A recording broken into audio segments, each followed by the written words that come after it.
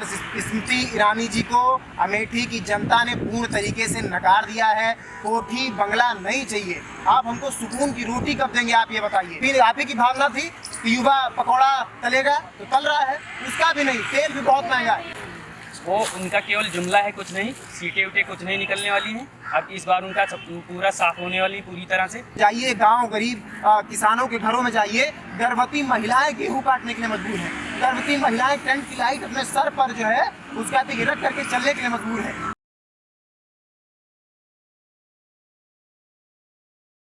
नमस्कार, मैं हूं बुशरा फातिमा और आप देख रहे हैं पब्लिक अफेयर। कहाँ से हैं आप? मैं बाराबंकी से हूँ, लखनऊ विश्वविद्यालय में पढ़ रहा हूँ। मैं का दो नाम है मेरा, ये 30 वर्ष का छात्र हूँ। क्या लगता है आपको इस बार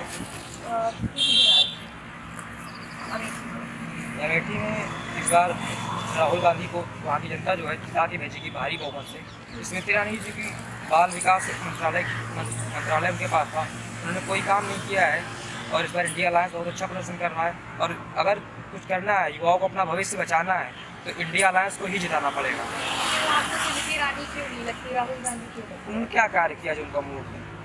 अच्छा, मेरे साथ उन्होंने कोई कार्य किया नहीं जो वोट दिया जाए। तो इस बार राहुल गांधी, आपको क्या लगता है? मुझे लगता है राहुल गांधी। आपको राहुल गांधी जी इस बार पूर्ण बहुमत से सरकार बनाने जा रहे हैं। मोदी जी का सफाया होने वाला बिल्कुल भी।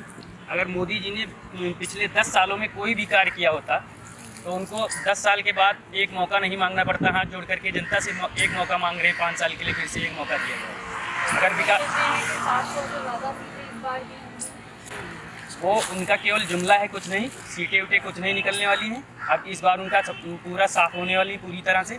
जनता उनको हर जगह नकार रही है। अब उनकी सरकार जो बहुत जल्द जाने वाली है, उनको भी समझ आ गया है कि हम अब सरकार से जाने वाले हैं।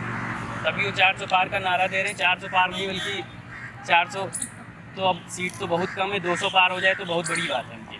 और ऐसा कहा जाता है कि मतलब जैसे जो मोदी सरकार है, जो मतलब जो टिकट वगैरह हैं उनको मतलब एक्टर वगैरह जो है, जो उनको लोग को ये नहीं पता लोकसभा में कितनी सीटें होती हैं, उनको दिया जा रहा है। जो इनके पास नॉलेज है उनको नहीं दिया जा रहा है। ये कैसा कहाँ कहना है? मतलब देखा जाए जैसे कि मतलब अभी जो राम में वो किए थे, मतलब जो काम किए थे उनको दिया जा रहा है। जो उनको ये नहीं पता कि लोकसभा में कितनी सीटें या अपने भारत संविधान के बारे में नहीं जानते हैं, तो कहाँ से कैसे? देखिए, सबसे पहले मैं आपको धन्यवाद देना चाहूँगा कि जो आपके जैसे लोकतंत्र का चौथा स्तंभ, जो छोटे छोटे चैनल्स हैं, वही आजकल जनता की और आवाम की आवाज़ को उठाने का काम कर रहे हैं। मेरा नाम अमित यादव बख्शी है, मैं स्वामी छात्रसभा से हूँ। और जो आपने VIP सीट्स की बात की, अमेठी, रायबरेली और इंडिया अलायंस और जो सत्ता पक्ष का चुनाव है, जो आने वाले 2024 के चुनाव में जनता पूरी तरीके से मन बना चुकी है कि अमेठी से स्मृति ईरानी का सफाया कर देंगे।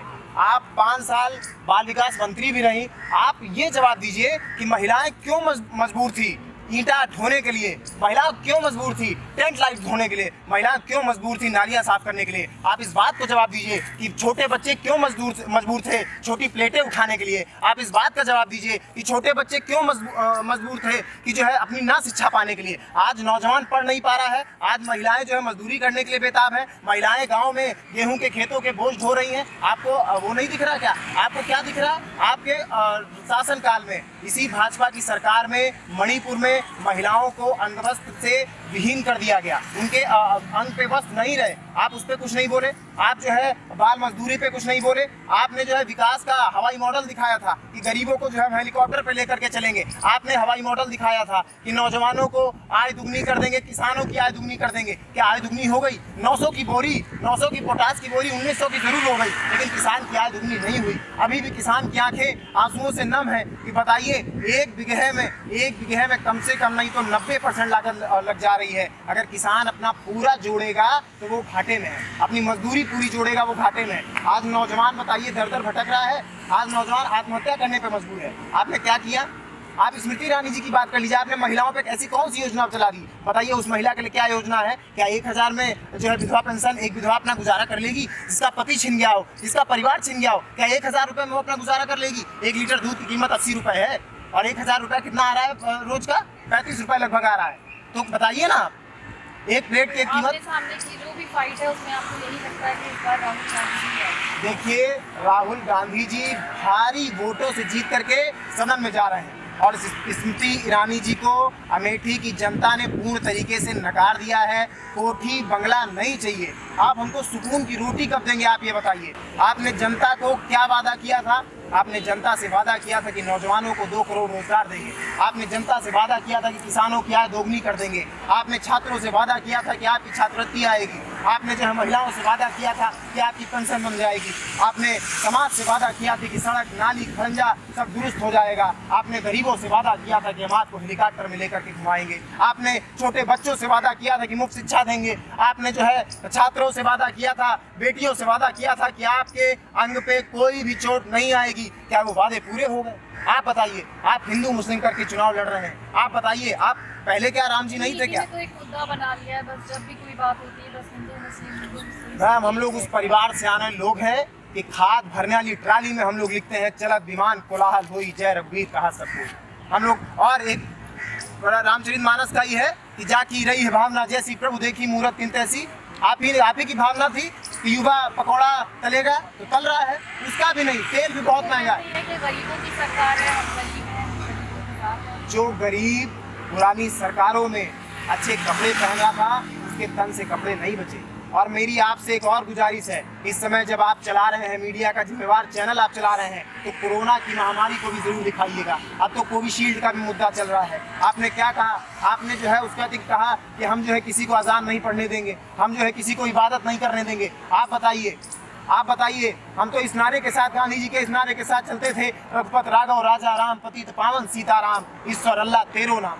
आप बताइए ना, आप उस नारे को भी नकार करके एक नया देश बनाने की सोच रहे हैं। इस देश में अगर कहीं ना कहीं भगत सिंह जी ने कुर्बानी दी है तो अशफाक उल्लाह खान ने भी कुर्बानी दी है। और जो वर्ग शोषित है, वंचित है, पीड़ित है, हमेशा समाजवादी लोग और पूरी जो सरकारें हैं उनके साथ खड़ी हुई। भाजपा कोई नई सरकार नहीं है, पुरानी सरकारें चलती चली आ रही हैं। आप बताइए गरीबों के तन पे कपड़ा है क्या? आज भी चली जाइए आप, सरकारी विद्यालयों में शिक्षक नहीं है, सरकारी विद्यालयों में शिक्षक नहीं है और जो गरीब का बेटा फीस नहीं दे पा रहा है। आप बताइए क्या जो है छात्रवृत्ति जिस छात्र की नहीं आई है क्या वो शिक्षा ग्रहण कर लेगा? इसी लखनऊ विश्वविद्यालय में जो छात्र 200 रुपए के फॉर्म भरता था आज वो 1000 का फॉर्म भरने के लिए, आय कम है और खर्चे ज़्यादा है। आप बताइए कैसे गरीब का गुजारा होगा? महिलाएं, गर्भवती महिलाएं, आप जाइए गाँव गरीब किसानों के घरों में जाइए, गर्भवती महिलाएं गेहूँ काटने के लिए मजबूर हैं। गर्भवती महिलाएं टेंट की लाइट अपने सर पर जो है उसका रख करके चलने के लिए मजबूर है। गर्भवती महिलाएं ईंटा ढोने के लिए मजबूर है। बताइए ऐसा क्यों?